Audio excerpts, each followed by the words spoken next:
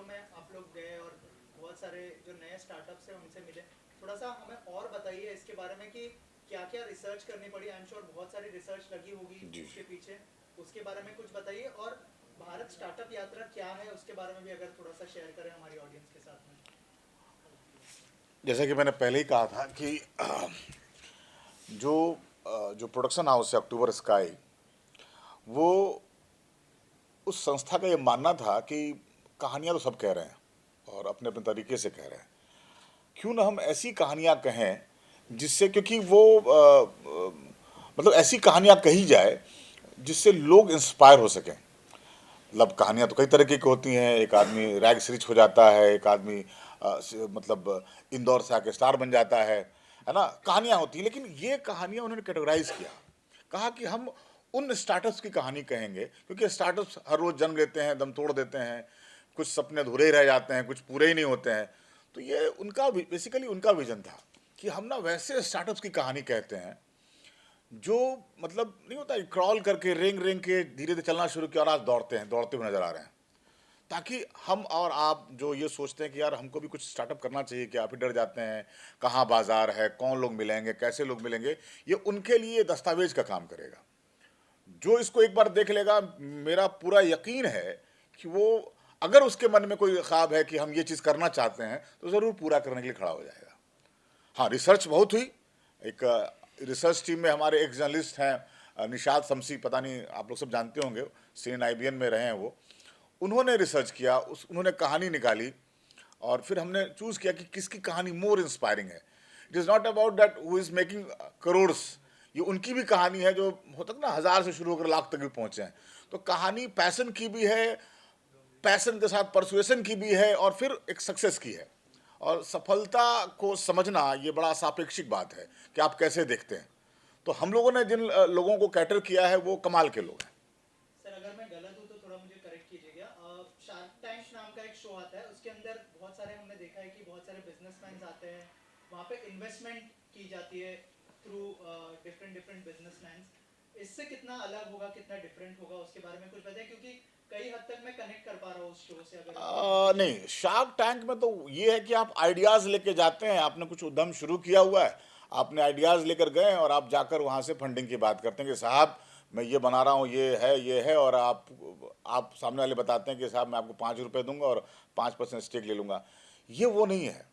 ये हो सकता है कि ये प्रोग्राम देखने के बाद, ये यात्रा में हमने जिन उद्यमियों को कैटर किया है, उनको ये मतलब ये सीरीज देखकर शायद उनको फंडिंग मिलनी शुरू हो जाए। शायद कोई ऐसा खड़ा हो जाए कि यार ये तो कमाल का चीज़ कर रहे हैं, इस पर मैं भी आके इन्वेस्ट करूं। तो ये बात है। मैं एक चीज़ ऐड करता हूँ यहाँ। ये जो शो है, जैसे कि आपने शार्क टैंक कहा, उसमें इन्वेस्टमेंट फंडिंग के थ्रू होती है। यहाँ आपका इन्वेस्टमेंट आपका सपना है। तो कितने लोग सपने देखते हैं, और देखने चाहिए। मैं तो ये बोलूँगा कि सपने जितने जितने ज़्यादा देख सकते हो देखो, तभी जाके आप कहीं पहुंच पाओगे। किसी किसी बड़े कलाकार ने शायद कहा था कि अगर आप आसमान पे पहुंचने का सपना देखोगे तो शायद 100वें माले पे पहुंचोगे, लेकिन 100वें माले पे भी पहुंचोगे, इसका एग्जाम्पल या इसका उदाहरण कहाँ मिल सकता है? तो कितने लोग शायद सपने देखते हैं और सोचते सोचते रह जाते हैं, लेकिन कहीं ना कहीं अगर जिस घर के किसी बच्चे ने या किसी छोटे से गांव में, कस्बे में शायद ऐसी कोई सीरीज देख ली, तो उसके लिए एक प्रमाण बनता है कि अच्छा, ये कर सकता है तो मैं क्यों नहीं। और यही प्रमाण है जो हमें प्रेरित प्रेरित भी करता है और साथ में हौसला अफजाई भी देता है कि हम भी ये कर सकते हैं। इसका मूल उद्धार जो यही है कि मतलब सपने देखो, और बहुत सारे सपने देखो, और उसके लिए कर्म करो। और देख रहे हो, आपके पास उदाहरण है शायद जिन्होंने इस तरीके से किया। आपके अंदर शायद कोई और एक्स फैक्टर हो, शायद आप उसी चीज़ को किसी दूसरे लेवल पे ले जाए, लेकिन जब प्रमाण आपके पास मिलता है, जब आप देखते हो, तो थोड़ी चीज़ें आसान हो जाती है। एज एन एक्टर मैं ये कहना चाहूँगा कि मुझे ना इंस्पिरेशनल चीज़ें देखना, या जिन लोगों ने बहुत कमाल के काम किए हैं, दुनिया को नहीं पता है कितने सारे लोग हैं, हम बायोग्राफीज बनाते हैं। तो मेरी मूल धारा से बहुत इच्छा ये होती है कि मैं बायोग्राफीज करना चाहूँ। तो असल में उसका कारण तो यही है कि किसी ने इतना कमाल कुछ किया है जो लोगों को पता ही नहीं है, वो पता चले। तो इस यात्रा के दौरान मैं कई बायोग्राफीज देखूंगा और कई बायोग्राफीज आपके सामने आएंगी और आपके लिए कितने सारे एवेन्यूज खुल सकते हैं और उसी को देख के शायद आप एक अपना नया रास्ता निकाल सकें। तो उस लिहाज में भी ये काफ़ी इंस्पायरिंग और काफ़ी I think it's a great service जो हम कोशिश कर रहे हैं। एक हमारे देश को छोटे से गांव से लोग निकलें, बड़ा काम करें और ये हमारे हमारे लिए ही नहीं, हमारे देश के लिए बहुत बड़ी सक्सेसफुल चीज़ होगी अगर हम इस तरीके से कुछ अचीव कर पाएँ। इसी से जुड़ा एक सवाल है, आपका जो किरदार था संदीप भैया का, उससे बहुत सारे लोग यंगस्टर्स स्पेशली बहुत इंस्पायर होते हैं।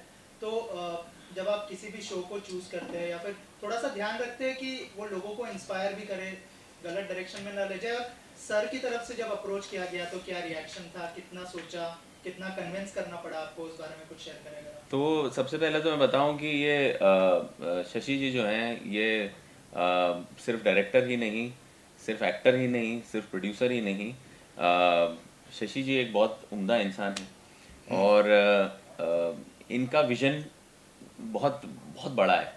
और मुझे ऐसा लगा जैसे कि इन्होंने कहा कि किसी के पैशन में, जैसे इन्होंने जो भी स्टार्टअप्स खड़े कर रहे हैं और आज इस पैशन के साथ जो काम कर रहे हैं उनको एक जगह पहुंचा रहे हैं, तो ये उस पैशन को दिखाना चाह रहे हैं। तो इनके इस पैशन में मुझे जुड़ने का हिस्सा मिला, तो ये मेरे लिए बहुत ही सौभाग्यशाली ऑफर कह सकते हैं, क्या बोलते हैं हिंदी में और बहरहाल उसके अलावा हमारा इसके पीछे भी बहुत ही प्यार है, एक दूसरे को लेकर सम्मान है, रिस्पेक्ट है और एक दूसरे की काम को लेकर वी लुक अप टू। तो मेरे लिए ये बिल्कुल मुश्किल नहीं था ये काम करना। और मैं जिस सोच में है, मेरी जो सोच है और ये भी जानते ही हैं, तो उसी दिशा में जा रहा है। तो हम मिलके सोच रहे हैं कि कुछ अच्छा क्रिएट कर सकें, एक अच्छी यात्रा लोगों के लिए दे सकें और प्रेरित कर सकें लोगों को। तो यही हमारा उद्देश्य है। वो जो पहला सवाल था उसका भी आंसर कर दीजिए कि थोड़ा सा ध्यान रखते हैं, संदीप भैया के किरदार से बहुत सारे लोग इंस्पायर होते हैं, तो क्या थोड़ा सा ध्यान रखते हैं आप प्रोजेक्ट चूज करने के लिए? देखिए, सबसे पहले मुझे इंस्पायर होना है उस प्रोजेक्ट को करने के लिए, तो सबसे पहले वो मेरे कारण रहता है, लोग रहते हैं कि किस वही वाली बात है, किस जज्बे से वो बना रहे हैं, तो उसमें वो आपको फील हो जाता है। और अगर आप कहेंगे कि मैं चूज़ करता हूँ, तो मैं कहूँगा कि मैं प्रोजेक्ट्स नहीं चूज़ करता, शायद प्रोजेक्ट्स मुझे चूज़ करते हैं। तो मैं किसी भी तरह उस प्रोजेक्ट जो मुझे चूज़ करता है मैं वो कर लेता हूँ। उसी तरह यही यात्रा है, उस यात्रा में मैं जुड़ जाता हूँ। सारी पॉलिसीज उनके फेवर में बनी है, तो वो लोग भी चाहते हैं कि इस तरह की कहानी बने, इस तरह के शोज बने। और ये रियलिटी शोज है एक तरह से देखा जाए, इसमें कहीं कोई भी कंस्ट्रक्टेड नहीं है, कुछ भी ऐसा नहीं है कि हमने फैब्रिकेट करके बनाया है। जो जैसा है, अगर किसी ने अपने मतलब कुछ लोगों ने तो यहाँ तक कह दिया कि हमारा टर्नओवर कितना है ऑन कैमरा, वो हम कोशिश कर रहे हैं कि हम उसको रखें या ना रखें। तो ये ईमानदार कोशिश है। और सारे मतलब जितने सेगमेंट हैं इसके, वो मुझे लगता है कि सरकार अगर देख रही है, अगर सरकार ने वेब पे इसको कहा है रखने के लिए और सरकार पूरी सपोर्ट के साथ कहा है उन्होंने, तो इसलिए भी कहा होगा कि उनको लगा होगा कि ये वो बातें हैं जो सरकार भी कहना चाहती है लोगों को। ऐसे एक शो आपके जैसा ऑलरेडी थोड़े दिन पहले लॉन्च हुआ था, तो उनका दावा है कि आप हमारे पास आओ, आपका प्रोजेक्ट लेके हम सिलेक्ट करेंगे, होने के बाद हम पूरा आपको फंडिंग करेंगे, आपको कहीं जाने की जरूरत नहीं। तो वैसे कुछ योजना आपके पास है? नहीं, पहले तो इस शो के बारे में जानकारी तो नहीं है। हमारी योजना में तो है कि अगर मतलब जैसे जैसे सीजन बढ़ेगा तो हम शायद ये इकोसिस्टम क्रिएट कर पाएँ कि कोई स्टार्टअप अगर हमारे पास आता है और हमें लगता है कि स्टार्टअप को सपोर्ट करना चाहिए, तो हम अपने इकोसिस्टम से उसको सपोर्ट करने की कोशिश करेंगे। सर जी, एक सवाल आपसे जी, आपकी यात्रा तो ऑलरेडी शुरू हो गई है, जैसे सर ने बताया 6 एपिसोड हो गए, कहाँ से शुरुआत की और कहाँ कहाँ पहुँचे और कहाँ जाना चाहोगे?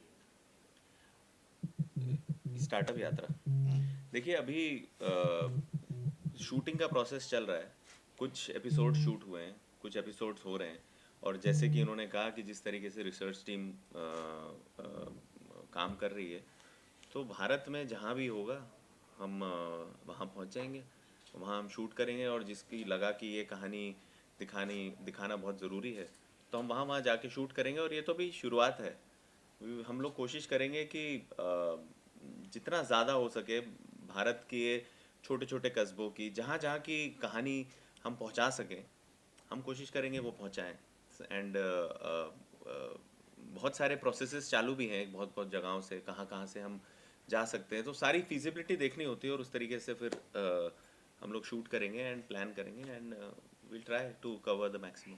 अभी हम लोग जयपुर, कानपुर, पटना किए हैं। अभी हम लोग चंडीगढ़, देहरादून, गुवाहाटी, बनारस, ये 4 सीटें भी वापस योजना है हमें। तो उसमें एक और इंटरेस्टिंग बात है कि अगर कोई एपिसोड को देखेगा ना, तो जो भी एंटरप्रेन्योर है जो अपनी कहानी कह रहे हैं, वो अनुभव उनके खुद के अनुभव हो सकते हैं। जो देखने वाले को उनको समझ में आ जाएगा कि स्टार्टअप कैसे शुरू हुआ, हमने कैसे फंडिंग ली। जाहिर सी बात है, एक्सपीरियंस हो गया ना कि आप तो वो जो बात कर रहे हैं वो रियल बात कर रहे हैं, कैसे उन्होंने फंडिंग ली। तो सामने वाला अगर कोई देख रहा है तो उसको भी समझ में आया, अच्छा ये तरीका है। दूसरा, जैसे मैंने भाई साहब का आंसर किया था ना कि एक इकोसिस्टम बनाने की कोशिश में लगे हुए हैं कि कोई इंटरेस्टिंग स्टार्टअप आ गया तो हम कैसे उसको उसके साथ हम पार्टनरशिप कर सकते हैं, या कैसे उसको कनेक्ट करवा पाए, कैसे उसको गवर्नमेंट की पॉलिसीज के तहत उसको और आगे बढ़ाएं, वो सब है। और क्या सुनील ग्रोवर से भी कुछ बात हुई? मतलब इसमें टाइटल में भारत है, हाँ, गुलशन ग्रोवर से बात हुई। नहीं, ये बिल्कुल इसमें सारे ग्रोवर और कपूर सब हम ही लोग हैं इसमें। अच्छा, और एक मतलब रिसर्च क्या निकला कि मतलब इंडिया का कौन सा ऐसा स्टेट है जहाँ पर स्टार्टअप को लेकर युवाओं में सबसे ज्यादा मतलब जिज्ञासा भी है और एक टेम्परामेंट भी है। और उसमें अगर मैं कहूँ, क्योंकि आप बिहार से हैं, तो उधर के युवाओं में क्या आपको नजर अरे आता कमाल है, है कि नहीं? बहुत है। तुम देखो, एक रोडवेज है, हनुमान वाले तो यहाँ बॉम्बे में भी उनका भी है कि कोई आए ना आए हनुमान आएगा, कैचलाइन है। और हनुमान एम्बुलेंस, मतलब उन्होंने रेलवे से टाइप किया हुआ है, पवन हंस से टाइप किया हुआ है, मतलब और कमाल का स्टार्टअप है। उन्होंने कोरोना में शुरू किया और स्टार्टअप अच्छा चल रहा है। देहात देहात गूगल करो, शशांक की कहानी मुझे लगता है लाखों युवाओं को इंस्पायर करेगी। और बहुत अर्ली एज में उसने शुरुआत की थी, तो आज देखो, आज मुझे लगता है कि 8-9 हज़ार करोड़ का तो बिजनेस है उन लोगों का। इसी तरह कई हैं, वही नहीं, इसके अलावा बिहार में तो पूरा इकोसिस्टम है। पटना बेट्स देखो, बिहार स्टार्टअप एसोसिएशन है, कई सारी चीज़ें हैं। मैं कह रहा हूँ कि ये जैसे बेंगलोर में कहता है ना कि पत्थर मारोगे किसी स्टार्टअप पे गिरेगा, तो बेंगलोर में तो है ही, मुंबई में भी है, दिल्ली में भी है। आइडिया यही था कि यार हम चले कोटा में, चले कोटा में स्टार्टअप क्या कह रहा है, हम गुवाहाटी में चले वहाँ कौन सा स्टार्टअप है, कितना। तो ऐसा नहीं है कि कहीं से कहानी आ रही, रिसर्च भी लग रहा है, क्योंकि उसकी प्रामाणिकता भी तय करनी है। मतलब आप कोई कोई समोसे की दुकान चला रहा है और अचानक से उसको बड़ा कर दे, तो वो उसको हम कैसे स्टार्टअप समझेंगे, समझ रहे हो। तो वो सब भी कई कई पहलुओं पे हम कहानियों को देखते हैं, फिर हमें लगता है कि कौन सी बात कहनी चाहिए। और नहीं, आपसे सवाल कि ये शो जो है वो मतलब इस पे आ रहा है, वेव्स पे आ रहा है, ठीक है, जो कि आपकी पॉपुलैरिटी नेटफ्लिक्स, अमेज़न और इस तरह के प्लेटफॉर्म की है, ठीक है। तो ये मतलब थोड़ा सा शक था कि क्यों हम मतलब वेव्स पे आ रहे हैं, चलो यार नेटफ्लिक्स को ट्राई करते हैं, अमेज़न को ट्राई करते हैं, या नहीं? देखिए, मेरा नज़रिया थोड़ा सा अलग है। मेरा नज़रिया ये कहता है कि अच्छी कहानी, अच्छा सेटअप, अगर उसको एक प्लेटफॉर्म मिल रहा है तो मेरे लिए वही एक बड़ी जीत है। आप अगर देखें, जैसे कि हम लोग भी स्टार्टअप की बात कर रहे हैं, भी काफ़ी लोग इस प्लेटफॉर्म को सपोर्ट कर रहे हैं और हमारे गवर्नमेंट का इनिशिएटिव है, एक प्लेटफॉर्म है, तो इट्स और हमारे लिए ये सौभाग्यता, क्या बोलते हैं, ये सौभाग्य की बात है कि एक प्लेटफॉर्म मिला है अच्छा शोकेस करने के लिए। तो मुद्दा ये है कि कहानी लोगों तक पहुँचे। अगर कहानी में बात है तो वो किसी भी प्लेटफॉर्म पे पहुँचेगी, किसी भी प्लेटफॉर्म से वो बात पहुँचेगी। ठीक है, आज वेव्स ने हमें सपोर्ट किया है तो हम आभारी रहेंगे वेव्स के। आगे जाके क्या पता किसी और प्लेटफॉर्म पे आए ताकि और रीच हो। धीरे धीरे क्या पता वेव्स की इतनी बड़ी रीच हो जाए कि कहीं जाना ही ना पड़े। तो शुरुआत तो हमें भी कहीं ना कहीं तो करनी होगी ना, ये भी तो एक स्टार्टअप का रूल है। तो if we start judging that then it is no good on our part. So मुझे लगा कि एक अच्छी अपॉर्चुनिटी है, अच्छे लोग हैं, अच्छी बात कहना चाह रहे हैं, मेरे लिए वो ज़्यादा बड़ी थी। और किसी प्लेटफॉर्म पे आ रही है तो वो मैंने तय किया कि वो मेरा नज़रिया उस तरीके से था, बात आनी चाहिए, पहुंचनी चाहिए, तो that is what we think about. आज ये सवाल हमारा पहला एपिसोड मोस्टली कानपुर का है, जिसमें हम 3 लोगों की कहानी कह रहे हैं। एक जैसा सनी ने कहा कि एक व्यक्ति हैं जो बहुत बड़ी नौकरी छोड़ करके पहुंचे थे कानपुर अपने शहर में अपने एक फिरंग दोस्त को घुमाने के लिए, और गंगा के तट पे घूम रहे थे। तो फिरंग दोस्त ने कहा कि यार तुम्हारा पास इतनी सुंदर नदी बह रही है, इतना गंदा किए हुए हो, क्या फ़ायदा तुम्हारे पढ़े लिखे होने का, और क्यों अपने शहर के लिए कुछ नहीं करते हो। तो वहाँ से, क्योंकि उस नहीं नदियों में फूल वगैरह डालते हैं, पास से मंदिर है, तो उस व्यक्ति ने सब कुछ छोड़ करके इस बात को दिल पे लगाया और वो फूल नाम का आज के डेट में एक ब्रांड बनाया है और बहुत बड़ा ब्रांड है। तो इस तरह की कहानी है। फिर वहीं पे एक महिला की कहानी है जो लेदर फैक्ट्रीज के लिए काफ़ी काम, लेदर प्रोडक्ट का काम किया उन्होंने। फिर एक सात्विका फूड करके है जो कोरोना काल में कैसे अपने आप को बड़ा किया। तो ये है पहला episode. Thank you so much and all the best. Thank you.